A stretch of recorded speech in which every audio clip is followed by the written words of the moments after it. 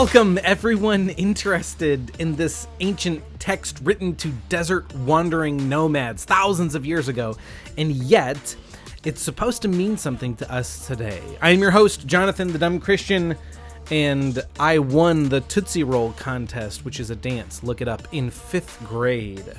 Yeah, that's something to write home about. We are going to be walking through Genesis chapter 5 and how it prepares us for a global flood. We're going to rely on some wisdom from the ancient sages, the Midrash, and the Bible is about to get very real, so buckle up and welcome to Dumb Christian.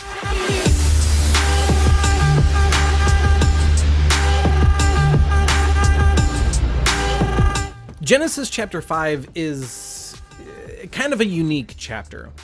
On the surface, we see that it is a family tree of 10 generations taking us from Adam to Noah. Adam, Seth, Enoch, Kenan, Mahalalel, Jared, Enoch, Methuselah, Lamech, and then Noah.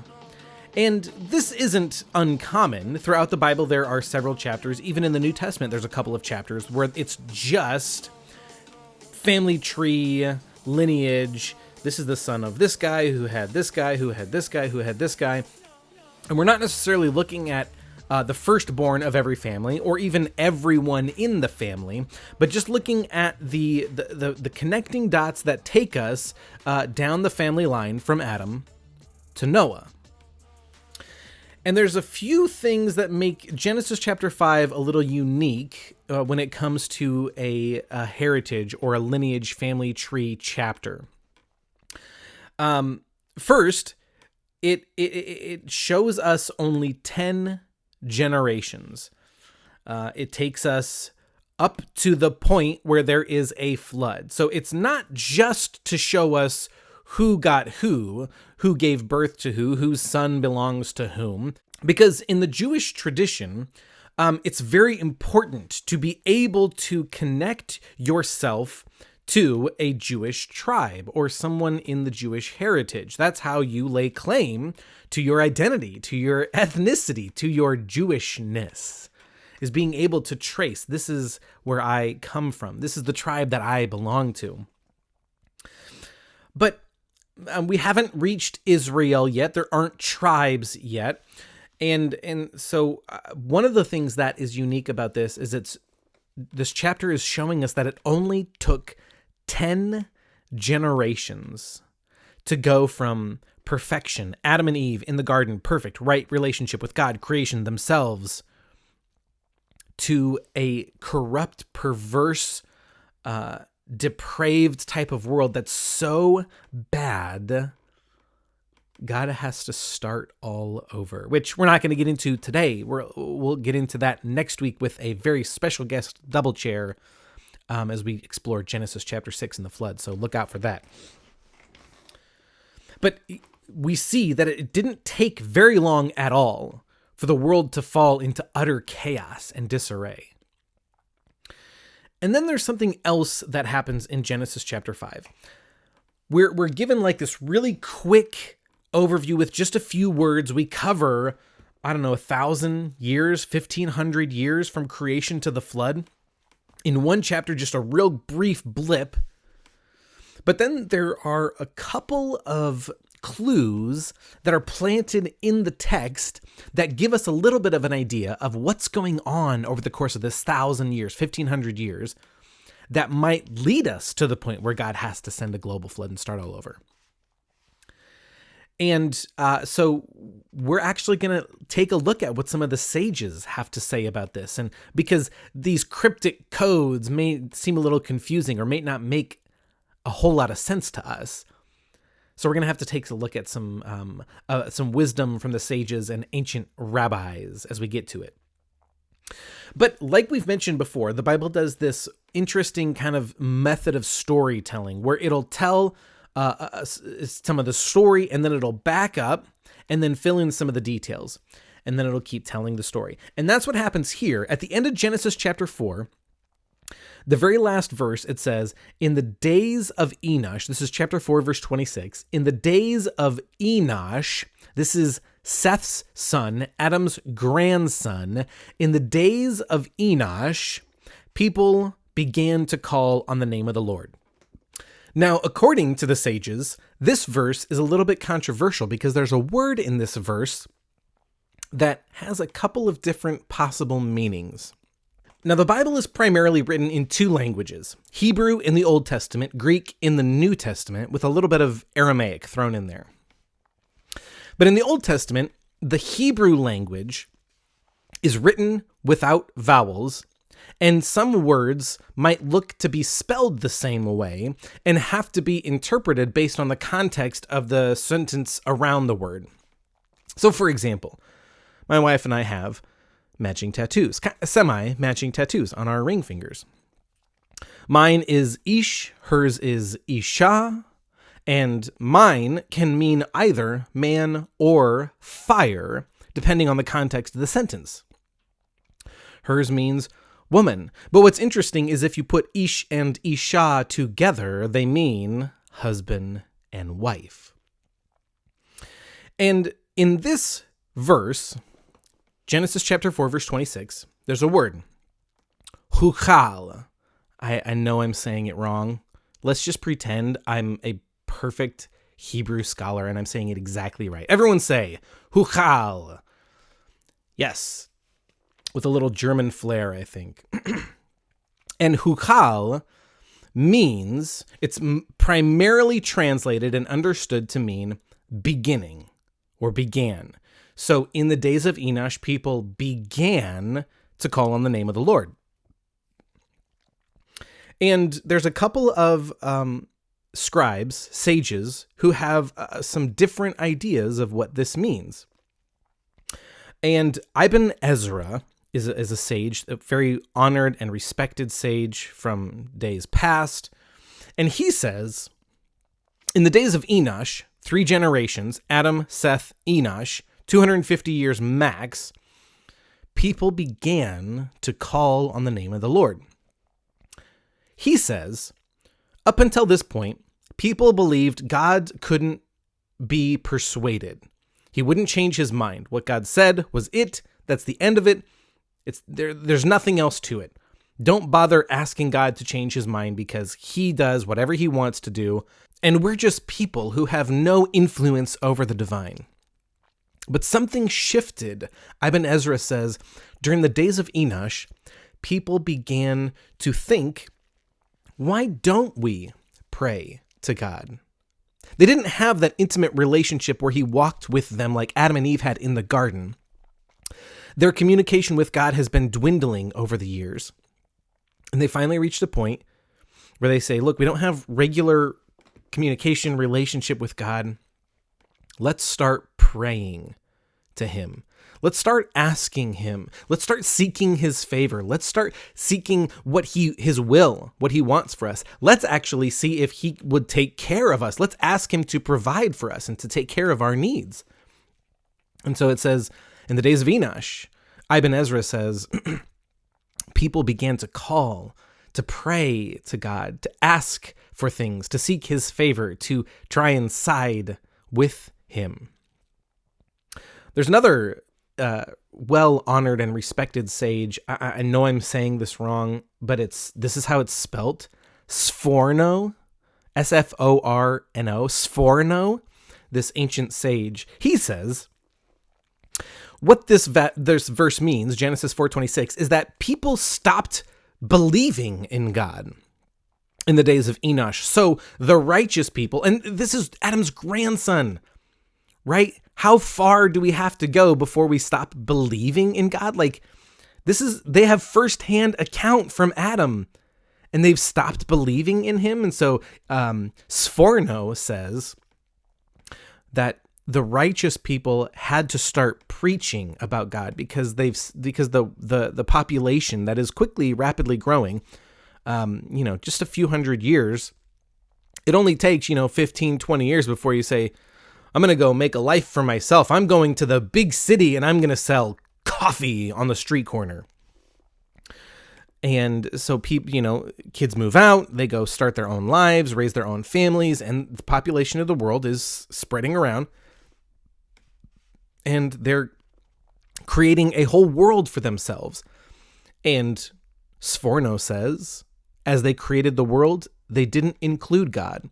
And so the righteous people had to preach about God. This is what it means that in the days of Enoch, people began to call on the name of the Lord. But Rashi, who is also a very well-honored and respected rabbi, he says, Hukal, he actually ties Hukal to its root. It comes from a word that means profane. And so Rashi says, in the days of Enoch, calling on the name of the Lord was profane. This is kind of vague and can mean any number of different things. And so I think if we take a step back, look at Midrash, which we talked about last week. If you missed Cain, his wife, in the Midrash, go check it out. We talk about what Midrash is. And Midrash actually supports what Rashi says, because Midrash says, in the days of Enoch, people began to misunderstand what it meant to call on the name of the Lord. They looked at the world around them and they were able to identify, look, we have power and influence over creation. We can till the ground. We can raise crops. We can hunt animals. There's all these things that we have power over, but so too do things in creation have power. The sun, it's hot during the day when the sun is up. The wind blows, knocks things over. There's power, there's movement. We see how the animals and the birds and the fish each have power in their own domain. And people began to interpret creation, and wanting to worship God correctly, they began to devise for themselves a perspective on creation that said, God made us in his image. So too did he bestow upon other aspects of creation parts of his own attributes. So we should recognize those attributes of God within the other aspects of creation and honor him by worshiping those attributes. And the Midrash, the Jewish tradition, tells us that idolatry actually began as a way of trying to honor and worship Elohim, God creator.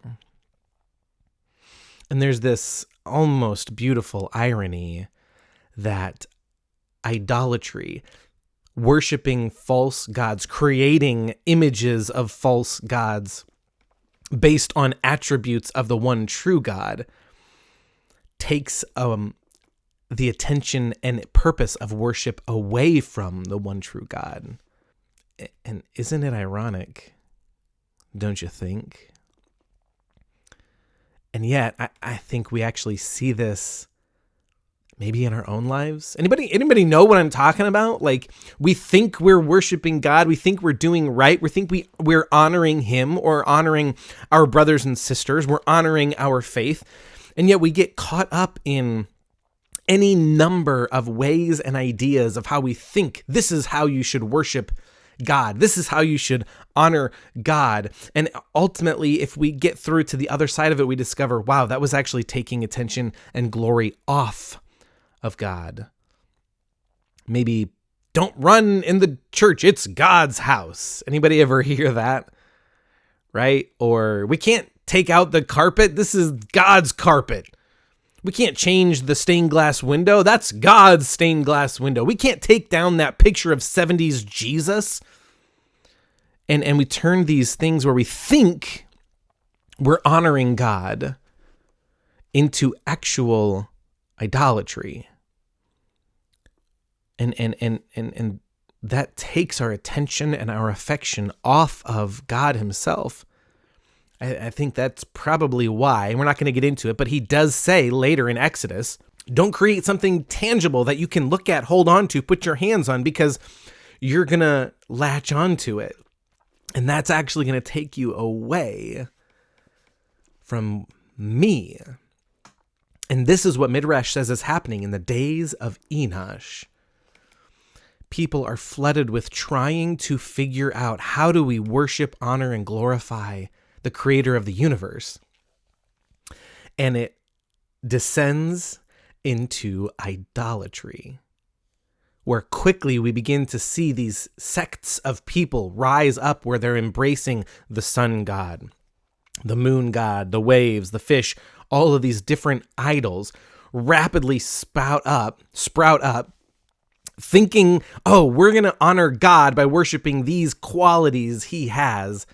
And it just turns into worshiping the qualities, which in turn leads to idolatry, which in turn leads to total false worship, the worship of false gods. And I think that's a very interesting perspective that the Midrash offers us. And yet we could take a step back and look at all of these different ways that this one verse is presented, understood, and interpreted. And they aren't necessarily conflicting ideas. Maybe they're all true. You ever read the Bible, discover something to be true about yourself or the universe or God, and you think, wow, that's amazing, that's so cool. And then a few years later, after you've grown a little bit, maybe matured in your worldview, you come back to that same passage, and it doesn't mean something opposite to what you've learned, but all of a sudden has new depth, new meaning, new color, new vibrance. And it means something new. Both of these things could be true. And I think that's what's so incredible about the Bible, is that as we read it and as we explore it, we can discover it to be true on innumerable levels. And so even though these sages have different ideas, and sometimes people, go to bat and maybe debate about which one is right or true, I think what's most interesting is that because they don't conflict, they're not in opposition to each other, it's possible they're all true. And it would give us picture to understand a little bit of what's happening here in Genesis chapter 5. Because in the days of Enoch, 3 generations, Adam, Seth, Enoch. Then we go on a little bit further, and we see Enosh's son, Kenan, then there's Jared and Mahalalel. Somewhere during this family tree, Kenan, Jared, Mahalalel, the Midrash tells us that God is warning people. It's getting really bad really fast. Idolatry, false worship, the family, like abuse of relationships, abuse of power. It's getting really bad. Somewhere in Kenan, Jared, Mahalalel, God begins to warn, this is according to the Midrash, God begins to warn the world, if you guys don't get your shit together and cut out this depravity, I'm going to flood the world. We don't see that in the Bible. We don't see that in Scripture, but there is this undercurrent that God is still interacting with people, still giving them warning, still trying to lead them. And he warns, hey, I will flood the earth if you guys don't get it together. Then Mahalalel has a son. Mahalalel. That's also a fun one. Everyone say Mahalalel. Mahalalel. Somebody auto-tune that and make a dope song out of it. Mahalalel. Mahalalel has a kid named Enoch. Not Enosh, Enoch. I think, if I'm not mistaken, Cain also had a son named Enoch. Go look it up. Let me know if I'm wrong. Mahalalel, nope, just kidding. Mahalalel has a son named Jared. Jared has a son he names Enoch. Enoch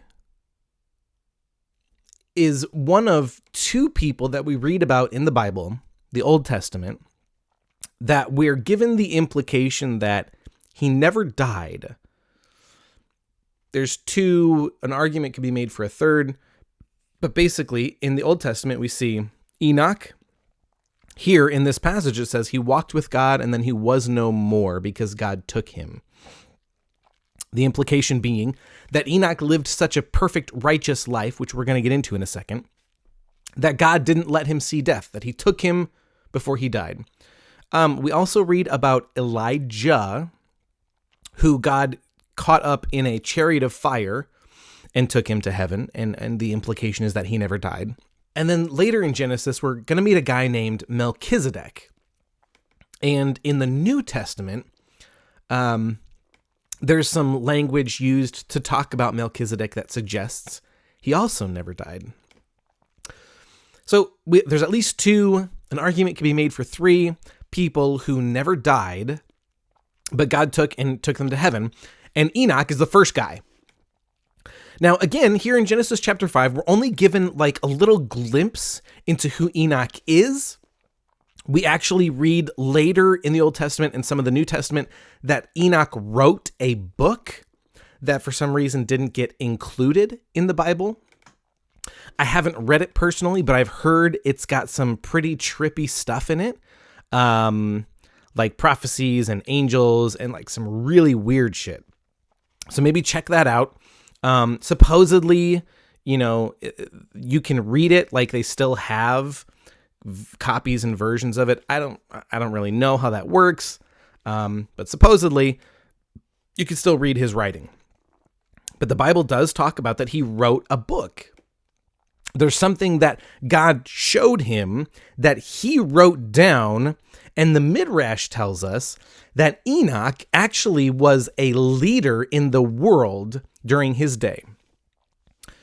But first, before he's made a leader and a ruler, Enoch was the first monk. Midrash tells us that Enoch separated himself from the world because he saw how corrupt and how depraved it was, and he decided, I need to be able to learn how to discern between what God really wants for us and what the world is asserting is best for us. So Enoch takes some time, isolates himself, becomes a little bit of a monk, studies God, learns how to commune with God, learns how to talk with God, writes a book. And then once he returns to society, he actually he's put in charge, and the world begins to realign itself with how it's supposed to be. Midrash says Enoch straightened everybody out. Because he was able to take the time and remove himself from all the influences of the world and the voices around him, he was able to rightly orient himself towards God, and then was able to figure out how to lead and orient the rest of the people towards God as well.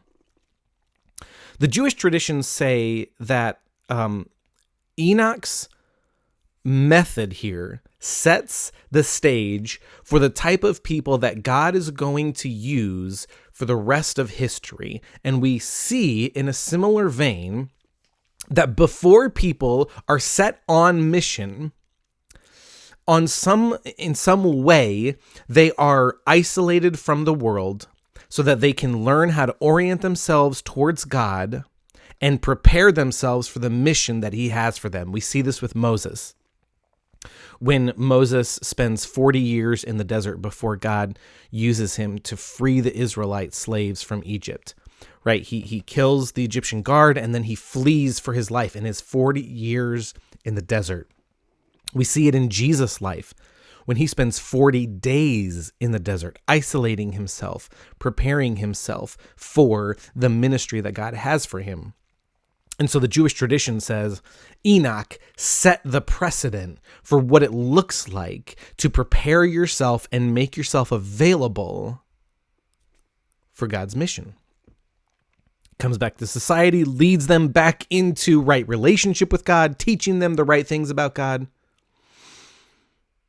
And then God took him because he walked with God, and then he was no more. Enoch has a son named Methuselah. Methuselah is the longest living person according to the Bible. And he lived long enough to watch the world fall from the restoration and the godliness that Enoch had restored people's heart and orientation towards. Again, this is only 3 generations because it goes Enoch, Methuselah, Lamech, Noah. Methuselah inherits the right relationship that Enoch restored to people, but Methuselah lives long enough to watch it all fall apart again. Methuselah has his son Lamech, who we met in Genesis chapter 4. And then Lamech has a son that he names Noah.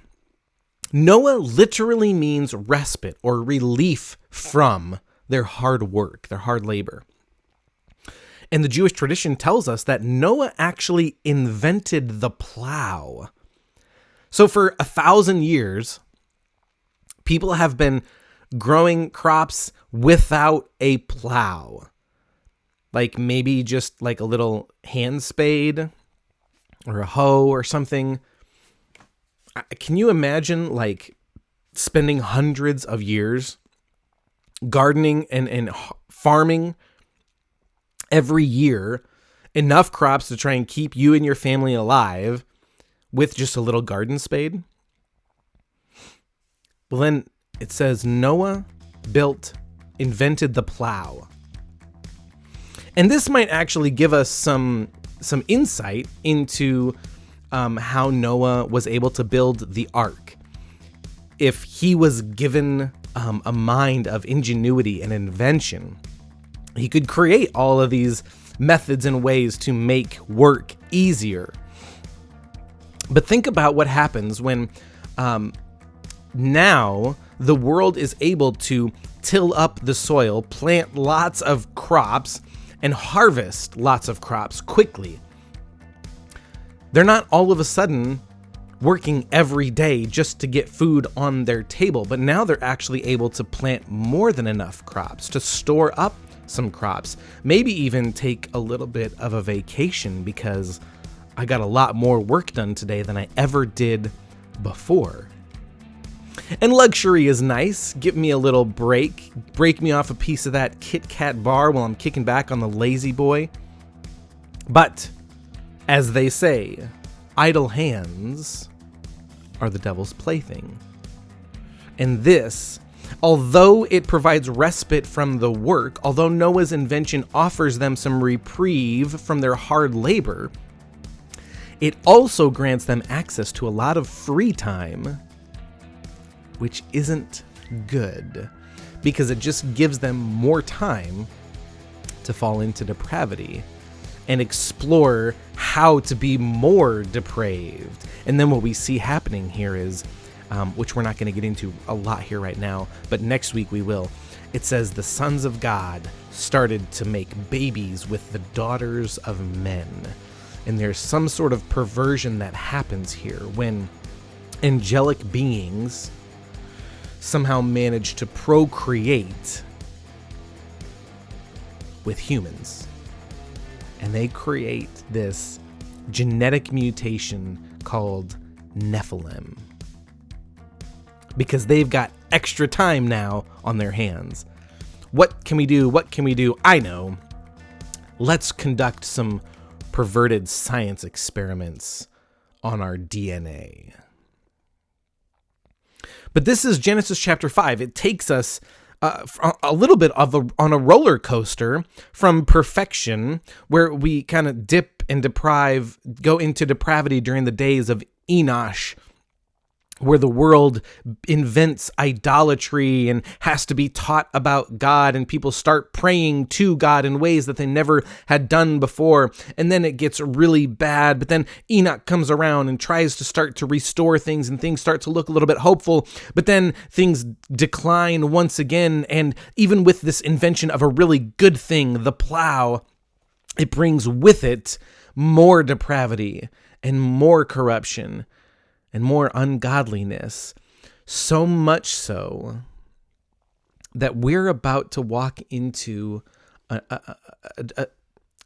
perspective that God has, where he says, the only way I can achieve my goal, my promise of saving everyone and all of creation, is if I flood the earth and start all over.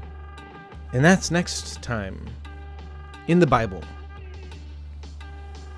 which doesn't always sit well with us, but it's there for us to wrestle with. And I have been your host, Jonathan, the Dumb Christian. I love you guys. Next time. Woo, guys, thank you so much for walking through Genesis chapter 5 with me. I'm fighting a bit of a cold or something, and so I appreciate you guys enduring the back and forth with it. Please share this with your friends, family. Let's not go on this journey alone. Subscribe, hit like, ring that bell, and you'll have ABBA stuck in your head all day. I love you guys. We'll catch you later.